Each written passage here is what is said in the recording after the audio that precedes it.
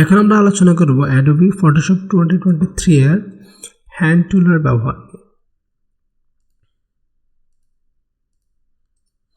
তো এখানে আমরা যেটা দেখতে পাচ্ছি হ্যান্ড টুল আছে আর রোটেট ভিউ টুল আছে। হ্যান্ড টুল এটা অ্যাকচুয়ালি কি জিনিস, এটা কখন আমাদের কাজে লাগবে? তো এটার জন্য হচ্ছে আমরা যখন অনেক বেশি জুম দিয়ে ফেলি, যেমন আমি মনে করেন হচ্ছে এই ছবিটাকে অনেক জুম দিলাম, আমি কন্ট্রোল+ দিয়ে জুম দিলাম।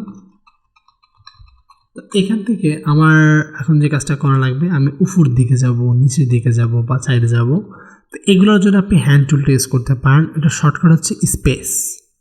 আপনি কিবোর্ড থেকে যদি স্পেস বাটন ক্লিক করেন তাহলে এটা অটোমেটিক অ্যাক্টিভ হয়ে যায়, আপনাকে কষ্ট করে এই টুলে আসতে হয় না। বা এটা আসলে অনেক বেশি ব্যবহার হয় যখন আপনি পাথ করতে যান, কোনো সিলেক্ট করতে যান বা কোনো মাস্কিং কাজ করতে যান, তখন এটার ব্যবহার অনেক বেশি হবে। কারণ হচ্ছে আমরা জুম দিয়ে কাজগুলো করি, তো উপর নিচে যাওয়া লাগে, তখনই আমাদের হ্যান্ড টুলের ব্যবহারটা হয়। তখন আমরা এটার সাহায্যে এইভাবে ধরে ধরে চতুর্পাশে যেতে পারি।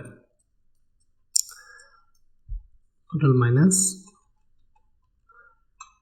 আর এখানে যেটা রোটেট টুল, এটা মূলত হচ্ছে আমাদের ছবিটাকে আমরা যদি রোটেট মানে একটু ঘুরিয়ে দেখতে চাই, এটার সাহায্যে খুব সহজে করতে পারবো।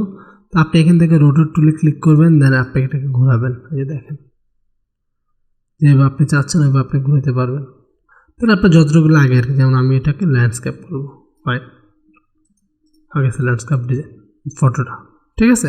তো এই ছিল আমাদের হ্যান্ড টুল এবং রোটেট ভিউ টুলের কাজ।